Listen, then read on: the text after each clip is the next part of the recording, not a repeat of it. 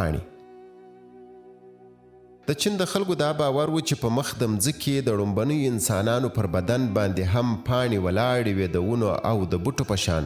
خو دا خبره د چینایانو ته چې سمه ښکاري دا پوره نه ده بیان سوې، لږه کمه ښکاري. که یې پوره بیانوو نو بیا به داسې وایو چې دغو پاڼو خپل ځای زغر د سرو اغزو ته پرېښود. دا هسې نه وایو، له خپلې تجربې یې وایو، ولې چې موږ ده له انسانه سره مینه کړې، د مو ډېر وخت له دې جانانه سره مینه کړې. مګر چې کله یو په ناز ورغاړې وتی چاته، نو د هغه پر وجود کلک تیره اغزي ولاړ وي. دغه اغزي کړي تیرې څوکې په وجود راښخي، را زخم کړي بدن په وینو رنګ پاته سو، لکه ویشتلی مرغه داسې په غورځنګ پاته سو.